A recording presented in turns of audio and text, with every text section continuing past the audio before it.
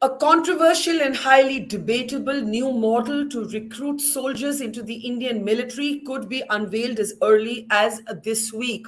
Called the Tour of Duty program, it actually proposes that civilians can be recruited directly into the military for a period of up to 4 years, after which 25% of them will be eligible for re enlisting.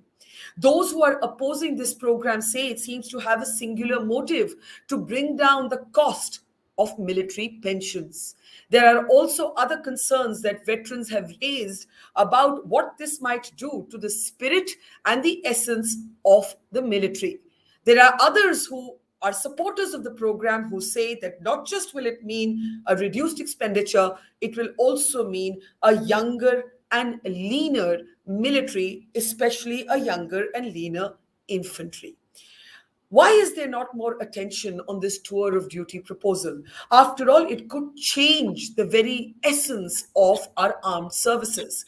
Well, we're going to try and shine a light on this proposal today and understand from veterans themselves how they look at this new planned proposal called Agnipath. Will Agnipath strengthen or singe the Indian military?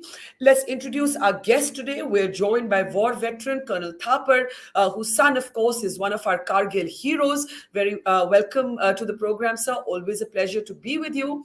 Also welcoming to the program today is General Ashok Kumar. General Kumar had a recent piece arguing why he thinks this is a good idea. What do his colleagues think? Well, we'll ask them. Let's welcome our next guest to the program. We're joined by General Rakesh Sharma, who's, of course, worn many hats as a soldier, but is currently a distinguished fellow at ITSA. Also welcoming to the program is Major General Yashmore, who's a defense analyst and, in fact, runs a YouTube channel of his own. And also joining us on the program, a trenchant critic of this proposal, along with several other veterans, is General Bhatia, who's, of course, been a Director General of Military Operations. Welcome, everybody. One thing I want to tell our audience, our experts, of course, know this, but the Indian Army has had no fresh recruitment rallies in the last 2 years. So this is also important to underline at this point, causing even protest marches in the rural hinterland. And what we should really be talking about is whether this new proposal is going to make the life tougher or better for the Indian soldier, for the Indian Jawan. General Bhatia, I'd like to start with you. I've been following your writings on the subject, and I know that you're very concerned about this proposal. Can you share why you are so worried? Barkha, thank you very much. Great to know your story again on it. World over, the militaries and the strategists always look for a sure recipe for victory. What would a sure recipe of victory mean? As we understand, it would be American technology, British organization doctrine, German generals, Indian soldiers, and Italian enemy. So this is something which most military men would agree to. The Indian soldier is the strength of the Indian armed forces. That is the soldiers' air warriors. They have seen us through. They're combat effective. We are the most battle-hardened combat-rich force in the world, if I may say so. We have proven the worth from 42 onward, 47 onwards, right up to the present day. And what would assure, recipe of disaster, I think, of the tour of duty. Our regimental strength, our Naam Namak Nishan, our soldiers, their sense of belonging. Whether the First World War, the Second World War, they didn't fight for British India. They fought for the regiments. They fought for the units. And today, the very fiber of the Indian armed forces, be it the Army, the Navy, and the Air Force, is being disturbed. So I think this is not a good idea at all. This is being penny wise and pound foolish. We're looking at monies. We are not looking at organization effectiveness. If you look at organizations the world over, including the high-tech organizations, the biggest challenge today is to recruit and retain quality manpower. We have quality manpower. We're not recruited manpower for the last 2 years because of COVID or whatever reasons be, fine. But to change everything without a pilot project, without a study, without test bedding it, you just change the complete ethos of the armed forces, you complete fiber of the armed forces. I think this is something which should not be tampered with. All our lives, 40 years of service, we always said no turmoil, no turbulence. What is strong, consolidate it. What is weak, improve upon it. And today, the very turbulence we are creating, the turmoil we're creating, especially the security challenges. Or as they say, if it ain't broken, don't fix it. What, a system that is working, why are you meddling with it? But let's pick up, General Bhatia, this naam namak nishan. And as you said, a lot of people don't know that a soldier's first loyalty or sentimentalism is to his paltan, the regiment. And you're talking about why this short-term recruitment could actually change the very essence of the military spirit. Could it also possibly change its competitive edge?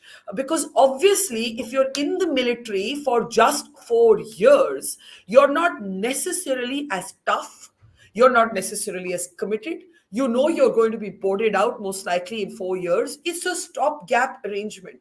Does that concern you? The ethos, but also the fighting spirit.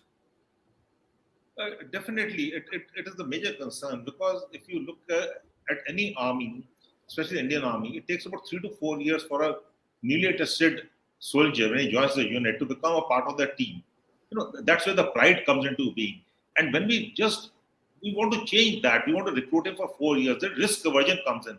He's looking on his shoulders to gain those 4 years, go back to civil street, and try and get a good job.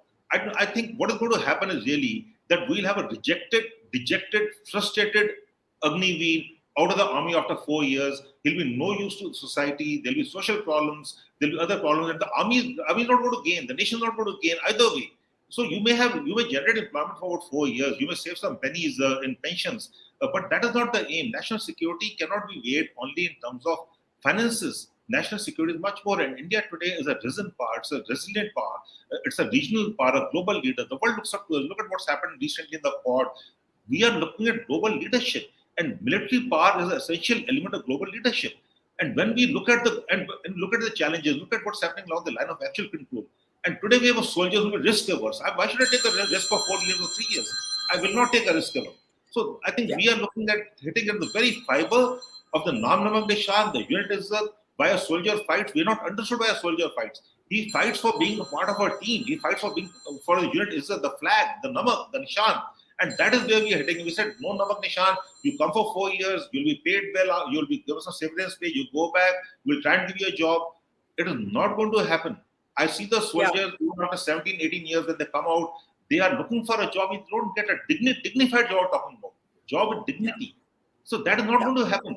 And even if that is going to happen, I doubt that should go and degrade the army. This scheme will degrade the army. It will destroy the armed force in the long run. Very strong words. It will degrade the army, it will demoralize the army, and it will be much worse for the Indian soldier, especially the soldier who commits with his life, his entire life, to the military. Let me bring in, though, General Sharma now. Is there another way of looking at this? Is there another perspective?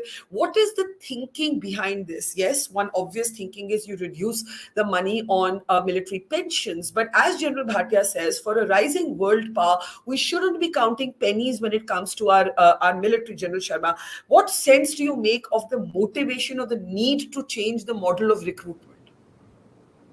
Yeah, thank you, Barkha, for inviting me. Now, see, if you see the last 15, 20 years, our defense budget has remained stagnant for quite some time. The writing is on the wall that this is what you're going to get, and this is what you have to manage with. And I'm saying in percentage terms. So that's one fact of life. If you're spending about 15% of the rupee being spent in India on defense, well, that's one issue. Second is that the responsibility of national security rests not with us alone, the armed forces. The national security responsibility is with the current government, and the current government has to manage it. Now, having said that, it is apparent that there would be better methods to do this than do the tour of duty. We should have actually addressed this issue from the operational perspective.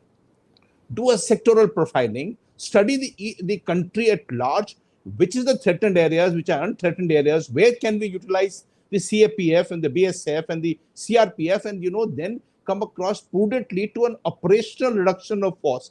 If the government feels that the army should be less than 10 lakhs, well, that can be achieved, but it can be achieved in a more systematic and a better manner than to get on to this HR way of doing things. The best way of doing things would have been an operational way of doing things. I would say, for example, that the area between, say, Jammu down south up to up to Rajasthan is all urban areas. If you see the urban warfare which has happened in Fallujah, Mosul, or now Kiev or Kharkiv or Sumy, well, the urban warfare has changed. What are we recontemplating and fighting the war that we were planned to fight in 80s and 90s in the same area?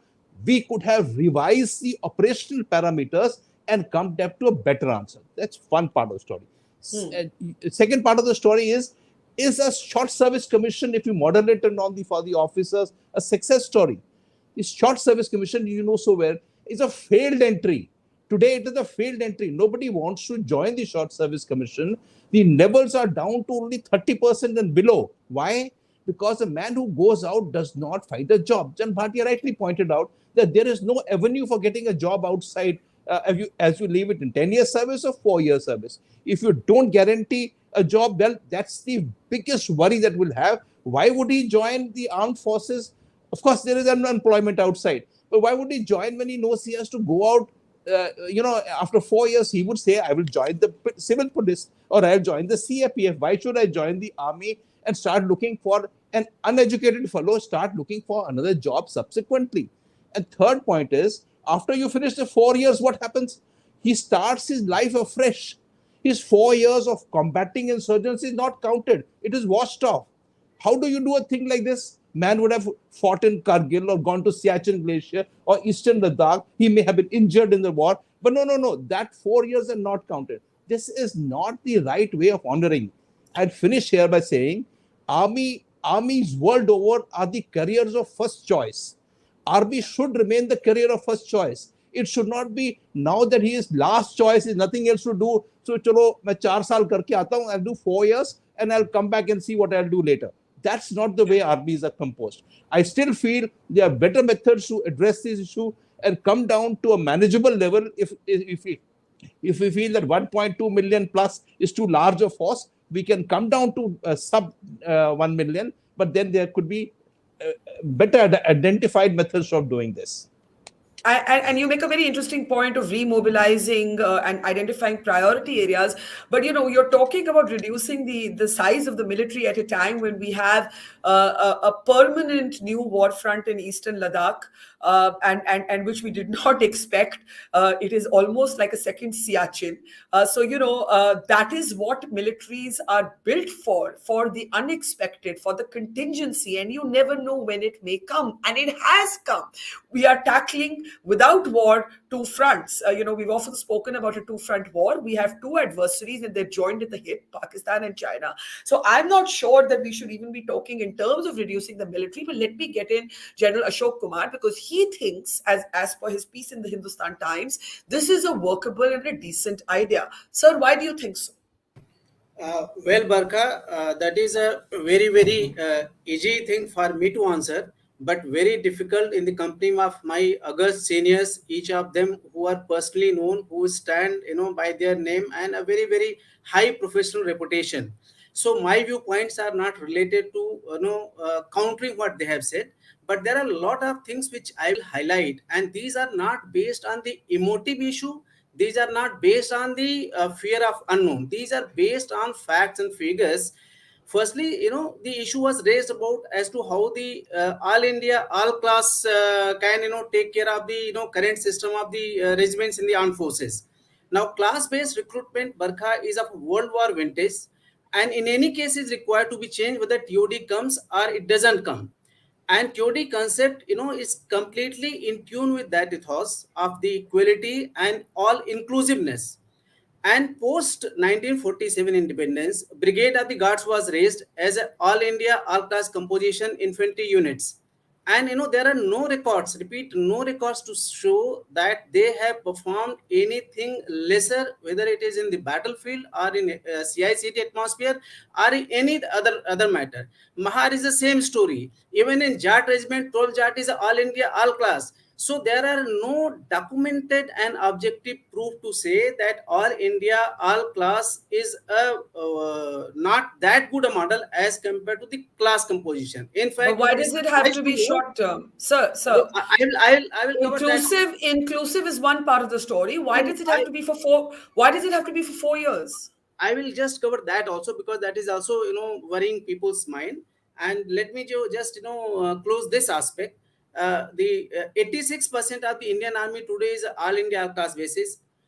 About the shorter tenures, it is not a problem always. You see the functioning in the Rashtriya Rifles, which has checkmated the entire insurgent JNK. Nobody knows better than you on that particular front. There are people from all arms that are just coming for a tenure. There are very few who may be coming for a second tenure, but it is doing an exceptional job. Now, coming to the issue of the shorter tenure, now what is going to happen? Now, once you recruit the soldiers, whatever be the criteria, then thereafter largely the same lot continues and it becomes a function of service. The qualitative improvement doesn't come thereafter. In this model of 4 years, you have an excellent opportunity wherein the 25% which you wish to retain or reinduct, that will be known after the scheme is unfolded. Firstly, there will be challenge for them to perform better while they are completing those 4 years, and those who are 25% retain, and this is going to be year on year. Now those people will bring a substantial surge in the qualitative is in the armed forces. The people will be able to handle the weapon system better. The NCO's leadership will be emerging better. They will be worldly wise to handle the today challenge, which has to be far more superior than what we faced earlier. So the 25% concept, as far as the short period, is a good model. But of course Hmm. there is a worry which was highlighted by some of my elders, that the people who have been trained after 4 years, they are going back in the society and they are not sure about of their employment, and then there is going to be problem. Same thing happens when a person leaves the service of after 15 to 17 years. A person who is leaving after 4 years, he just not that if he is not going to have a job, he just picks up the gun and starts shooting. Israel has got conscripted army where it is a mandatory for to serve for 2 years, and still the people who are not getting job, are they picking up the guns? In fact, in the 4 years of physical service in the armed forces, the person gets more discipline and more believing in the national ethos. So even in the once he returns back to the society, whether he joins any Okay. job for that Let, matter, let, let, private let sector, me armed let me forces. let me let me interrupt here to ask a very maybe a silly question, General Kumar. What will this do?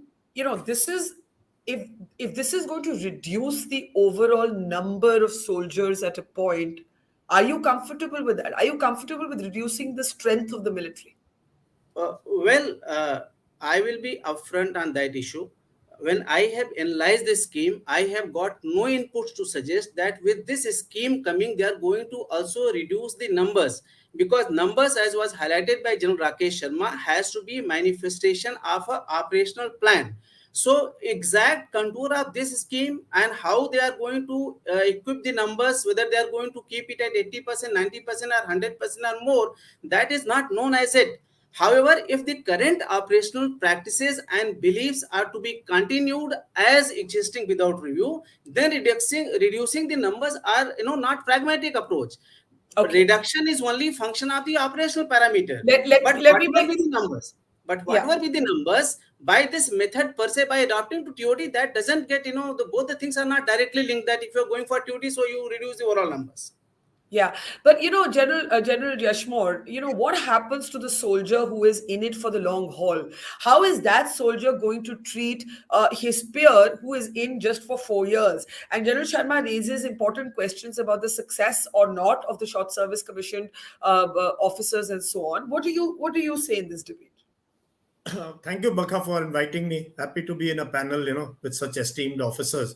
And on this issue, I've been upfront, right, for last, 1 year or so. I've written on it and spoken on this issue because people in rural areas are really distressed, young people. Firstly, you don't recruit at all. You give COVID as a reason, but NDA, IMA, OTA, paramilitary forces, election rallies, Kumbh Mela, everything goes on. But you don't recruit people. You even in the parliament, we don't come and tell the truth कि भाई हम कुछ और plan कर रहे हैं. We are not planning to recruit you in this manner. So there is kind of a distrust. You can't start recruiting fresh soldiers with this in mind कि तुम्हारे ऊपर हमें भरोसा नहीं है. So there is a secrecy around this plan. Nobody knows. Second thing I want to tell you is, if it was that good, Barkha, somebody from the forces, the chief, the vice chief, or some army commander somewhere would have spoken. There's an eerie silence from the service headquarters on this issue, all the three services. When these young people call us, people like me, and they want to go to the air headquarters, army headquarters, "Hamara result nahi aaya." Some of them were just joining, was waiting. Their medical was waiting. They are told, "We don't know anything. Ask the MOD."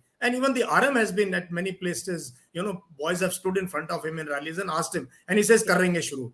So that is one part I say. The other part I feel is this: 4 years, 1 year is leave, annual leave, casual leave gone.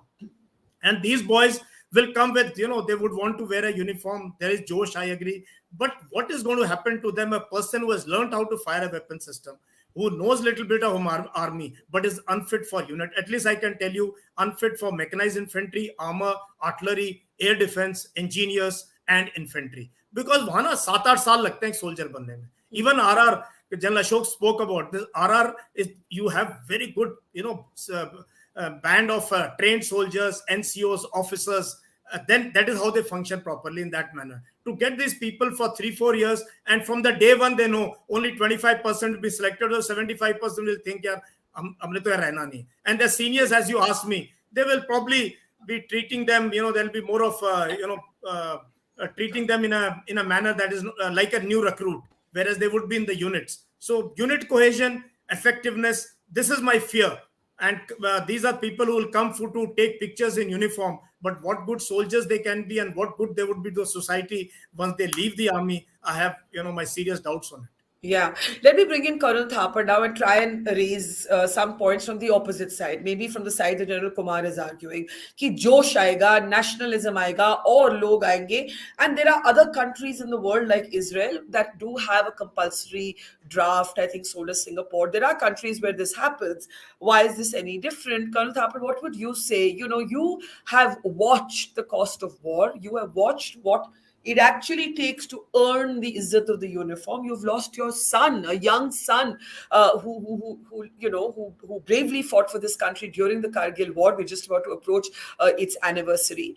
Colonel Thapar, what would you say? 4 saal for a soldier? No, not at all, Barkha. I do not want to use strong words, but I believe that this scheme has come up out of some consideration which is very inappropriate. Finances and defense. They do not, you never think of finances when you are talking about the defense of the country. People are prepared to give their lives, and here you are talking about money. So that is my first observation. Mind you, my son was a 4th generation officer in the Indian Army. And like me, there are many, many people who prefer the defense forces as a profession, as an honorable profession, and not as a means of livelihood. Please, this is all that I have to say. A soldier is not made just by a contractual. You have contractual labor, you have contractual soldiers in the United States Army who've been operating in Afghanistan, and you've seen what we require is a dedication, a tremendous dedication to the profession, and it cannot come just for 4 years and things like that. Yeah. A soldier is not a use and throw item. Please. A soldier is an item that has to be looked after, and it has to be looked after even after he retires. We go to our regiments as veterans, and we interact with these soldiers because it's a family. Now, that family cannot be created with this kind of a scheme. Secondly, you said 2 fronts. I am saying 2.5 fronts.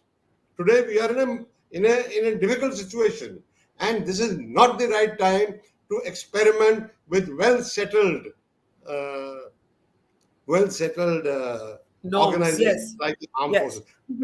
Very critical organizations. We got enemies in the east. We got enemy in the north. We got I won't use the term enemy within, but there is a upheaval going on all over the country. So we require stability, and that stability, the instrument, of course, some speakers spoke about the government taking the decision. Yes, indeed. But the instrumentality of that implementation is the armed forces. Now, Barkha, I want to draw your attention to a very sad episode of our own country earlier.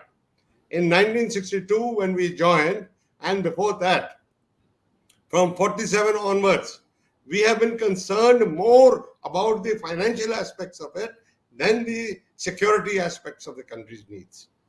Yeah. Result in 62, you have seen, all of you have seen. I do not know, but I have seen. We were disgraced. I mean, till today, that disgrace is not. And I would say that the battle did not flow longer. Otherwise, there would have been very serious consequences. How can we forget that? Once again, we are repeating the same experiment. Please remember. Just give me 1 minute. Please remember that a soldier who's going to fight over there, he is on the apex of a pyramid or a triangular pyramid, which has got the soldier on top who will produce the results for you. Then you got the equipment that you give him. And of course, now we got this R&D and things started happening within the country to reduce the costs of the armed forces. The question is that do we need the army of the size that we have? We do not need it. But we cannot have an army which is not guaranteeing you the results. It is a guarantee of the results that they will stand there and let me bring in you've spoken really from the heart. Let me take this back to General Sharma first and then General Bhatia. General Sharma, what could be the thinking? What could be the thinking? Surely we wouldn't be changing the way we recruit our troops based only on reducing military pensions. I mean, it just sounds kind of absurd to me that is the driving or the singular driving force for such a big change. Thank you, Barkha. I wish to make 2-3 points. First is modern warfare? What is future force? What is modern warfare? Look, 24th of February, the Russians switched off the entire communication of Ukraine. 6 countries are without communication and power supplies, only by a space attack, a cyber attack. There were no communication. If Elon Musk had not come to Ukraine, they would have been out of communication and fighting a war because no GPS was functional. This Russians did. It's not come into form, but it was done. This is warfare of tomorrow. Do we have Elon Musk to come and support us into a space warfare and cyber warfare, which we armed forces have no capability at all? We are thinking only of the borders. The warfare has changed. Now the government must plow money for a warfare of the future. We will not get Elon Musk. We will not get COD to come and support us and fight the wars. We must not only relate ourselves on fighting on the borders. It's very important, but the warfare has gone far beyond it. First point. Second point, it has been stated about all India, all class. There have been follies in the recruitment pattern of the armed forces, in which there has been a lopsided focus on North India as against a balanced posture all over India. This has been largely exacerbated in the course of last 2 decades. It needed to be put right. So that, I think, all India, all class is a step in the right direction.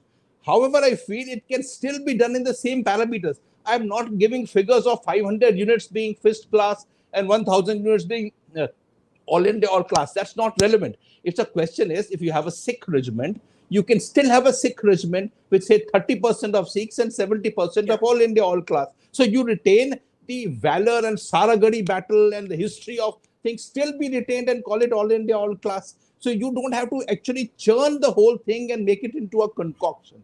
So that is the issue. My good guess is that pension is important issue, salaries is important issues, but I think bringing a balance in the Indian all states for recruitable male population was one major issue. And second is the government has to plow money into modern warfare for which we are ill prepared to fight today. Okay, let me take this to General Bhatia. A more balanced regional representation, as General Sharma has said, could have been done simply by picking up existing regiments and changing at least a percentage of who is recruited into those regiments. We have seen this controversy come up when we had, for example, the Ahirs on the road asking for a regiment of their own. So I agree with General Sharma that a certain kind of recalibration on who can enter which regiment probably needed to be done. But why does or how does that explain the duration of the service is what I'm not getting, General Bhatia. That is something that puzzles me also.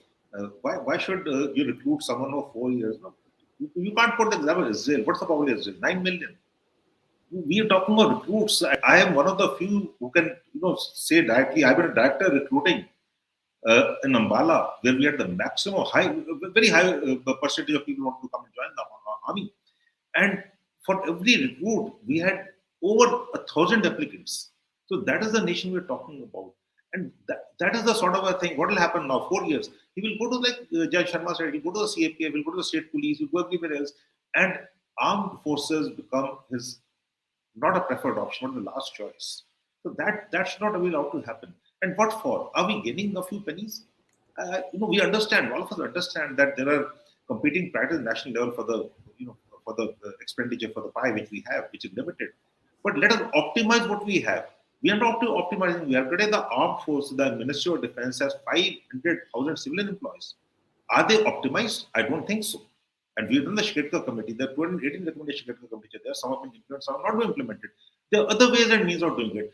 Please do not do anything which erodes the very ethos of the army, the very fighting qualities. What epitomizes the fighting qualities of a soldier? Dil mange more. You are there that time. Can we not? अभी भी रोंगटे खड़े हो गए मेरे सुन के बोल के. So that is what soldiering is all about. Are we understanding that? Why should a man come for 3 years or 3.5 years or 4 years and say my dil mange more? He says no, my mother is waiting for me, my family is waiting for me. Let me go back and look at greener pasture. Where's the risk involved?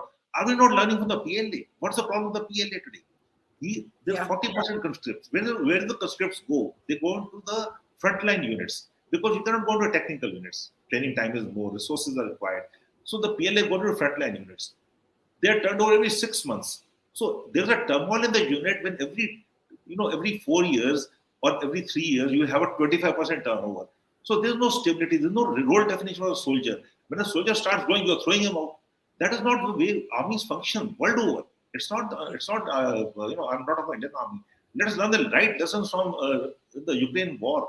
It is the man who matters. The machine matters definitely. Space wars, cyber wars, new age warfare, technology wars. But in the end, it's the man that matters. We have disputed. You settle all your borders, have no threats. Armies are not meant to fight wars. Armies are meant to ensure peace. Please understand that. You ensure peace through operational preparedness. You ensure peace through operational readiness. And who's that man who ensures peace for you? That is a soldier. And any amount of drones flying around, that's not going to ensure peace. It is the man who's there, who's going to man the technology, who's going to be making sure that you ensure peace, your operation ready. So I can't really understand it. I honestly, I fail to understand things. Maybe I'm dumb, being a country soldier and a paratrooper. But like I said, dil mange more. Who's going to fight for us? Not a soldier who comes for 4 years. Why should he fight? Tell me. बिल्कुल आपने this is a very powerful two things you said. It's the man, not the machine. And where will that spirit of Vikram Batra, ye dil mange more, an interview that I can never forget for the rest of my life that I had the privilege of conducting at the war front in Kargil when Vikram said those words to me, Sher Shah, as he was called, General Kumar, let me take that to you. What happens to the ye dil mange more spirit? वो कहाँ जाएगी अगर 4 साल बाद छोड़ के ही जाना है? I think, Barkha, a lot of things people have not got right. An impression, what I have got now, that an impression is there in the mind of people as if the entire strength of the unit is going to be on a tour of duty tomorrow and everybody will be in that 4 years model. It is not so. Even if you take the assessed strength of 50,000, to be recruited in a year's time, each unit will get in the best case 10 to 15 recruits only. And after year, the same more number of people will come. and after 4 years, out of those people only 25% are going to be retained or reinducted, whatever term the scheme is going to use. So therefore, in to start with, you have already the current pattern already continuing, and out of the 4 years models, some 25% already building up, which will be continue to become part of the whole thing. So in the end profile, which will emerge after, let's say, 15-16 years hence, there will be a fairly high balance, and it is not going to be happening on any this thing.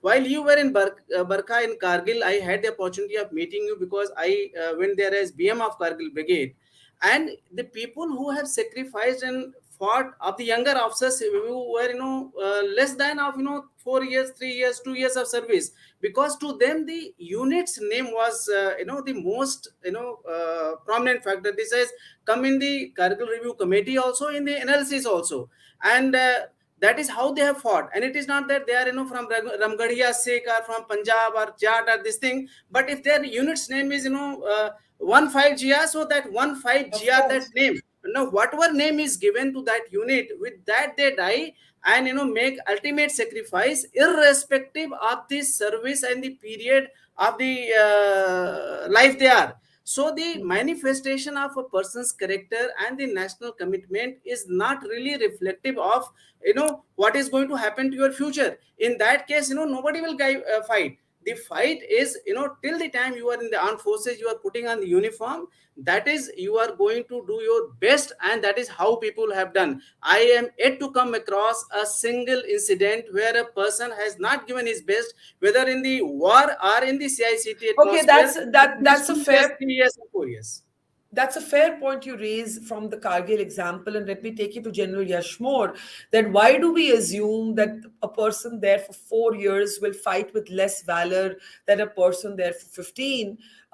Because the army is structured on the loyalty to the Paltan, and that will be inculcated irrespective of the duration that the soldier is there, is the point that General Kumar is making. So that in Kargil, if you were 16 or 18 grenadiers, or you were 8 Sikh, and you were going up to reclaim Tiger Hill, you were not thinking at that time ki mera to sirf 4 saal ka service hai, so I won't fight. How do you counter his argument? See, Barkha, most of us don't understand what is the psyche of these young boys who join the army. लोगों को पता ही नहीं है आजकल कि एक सिपाही बनाना कितना मुश्किल हो गया. मैं लोगों को बोलता हूँ, it is as difficult as getting a commission in the army today to be a soldier. There are academies all over. People spend a lot of money. मैं जानता हूँ लोगों को जो अपने जमीन गिरवी रख के अपने बच्चे को 1.5-2-3 लाख रुपए खर्च करते हैं सिपाही बनाने के लिए, because it involves a written test, involves a physical test, 9 months of grueling training, and then becoming a soldier. Really, I'm telling you, it is as much pride as what our fathers had when we became officers. So ये बात समझनी चाहिए. अब जो है ना, when you join, then you know I am here for the long haul. अब मैंने ये मिल गया, his marriage, his parents, everything is depending on this thing कि अब ये फौज में भर्ती हो गया लड़का हमारा, अब ये सैनिक बन गया अभी. Then the courses, he goes for weapons course, he goes for gunnery course. अब 4 साल में ना ये क्वेश्चन मार्क हमेशा रहेगा जो शॉर्ट सर्विस कमीशन ऑफिसर्स के सर पे हमेशा रहता था कि यार इसके बाद क्या. अब तो anyway jobs have opened up, but I remember my time, I initially joined as a short service commission officer and then shifted to IMA. My father was a Subedar Major Honorary Captain. He said, no way. I'd finished almost all my training. He said, nahi, tu IMA ja, because you are qualified for that. Because this fear of what after 4 years. जब 5 साल में officer को job नहीं मिल रहा है, ये 4 साल वाला कहाँ जाएगा? मैं वैलर की बात नहीं कर रहा हूँ. Young boys, irrespective of where they come from, I have been in RR, I have seen difficult times. Who performs that time, we don't know. And there are enough young people. उसमें मैं कोई doubt नहीं कर रहा किसी के भी valour पे. Anyone can be can be brave at a particular point of time. But this question mark will always be there. 4 साल बाद कहाँ जाएगा? There are no jobs. There's just no jobs for soldiers. 15 years. Well, why didn't? अच्छा, दूसरी बात ये. Why don't we try this with the paramilitary forces? We should have first tried with the BSF, the CRPF, the ITPB, CISF. Why don't we try with them? And the state police. Why suddenly we want to rake up try this with the 3 services? This somehow defies any logic and also any kind of good thinking. Colonel Thapar, the other problem is that, as General Kumar has said, we're all being slightly in the realm of speculation. I think General Yashmore referred to it kind of eerie silence. Whatever we know is what we've read here and there. We don't have an official account of what's really going to happen. And from what I understand, basis or talking to sources, it's also changing. It's changing constantly because there is a kind of disquiet in the military community. But if somebody had to say to you, short service commissioned officers, General Yashmore just said he was initially recruited as one. They've also been there. Tab to ye shor nahi hua. You would say what? No, Barkha, I would say a very simple thing. Do we want to win a war or not? That is the first question to answer. We want to win a war. It's like winning a horse race. You've got to have a good horse. You've got to manish karo it. You've got to feed it. You've got to billet it. You've got to exercise it. And then it will run a 2-minute race once and give you the dividends. So that is what is a critical point. You cannot compromise with the quality of the soldier who's going to run that race for you. That's all I got to say. And the other point I want to make is that we have very senior and eminent officers here who have expressed their opinion. But to say that other much senior than them have not expressed their opinion is wrong. A lot of people, when over a long time ago, very senior officers, veterans, they have expressed their opinion in writing, and that is not being paid heed to. I don't see why you must shake up the structure which is functional and try to experiment with the whole structure without first doing small things and seeing the result. I mean, Yeah. if you think that a man with 4 years he can produce the same result as a hardened, trained, and a fully motivated soldier can, then why not change the whole army to 4 years? Finish off with the whole thing. I mean, you will save so much money. How has money become the prime consideration? You haven't raised a penny. You want to fight modern wars, as General Sharma says. We want to fight modern wars, whereas we have as yet not fully equipped ourselves to fight the present war. That's right. I think that's well said. That You have the number of war. rifles. Barkha, you have 4 types of rifles in the army. Nowhere in the world you'll find. Just give me a minute. You have MiGs, which came into service when I was commissioned. In 1962, I was commissioned. 63, the MiGs came. They are still there. What are you talking about the future war and things like that? Please give a due consideration to all these things.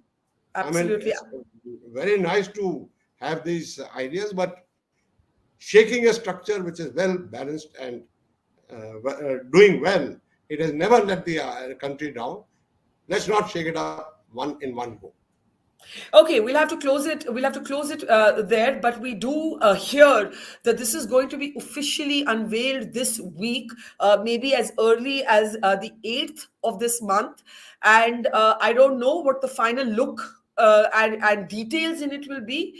So we'll have you all back to discuss it then. Thank you very much. I hope that the government and the powers that be are able to hear the passionate voices, both for, against, and somewhere in the middle of this conversation. This is the military, and I think the one thing that emerges is that you don't count pennies when it comes to your forge. That, I think, is really, really counterintuitive, not just because of the honor of the uniform and the soldiers that protect this country, but also from your own strategic interests in an age when you are living in an absolutely volatile and adversarial neighborhood. Let's not forget that Afghanistan has just been taken over by the Taliban.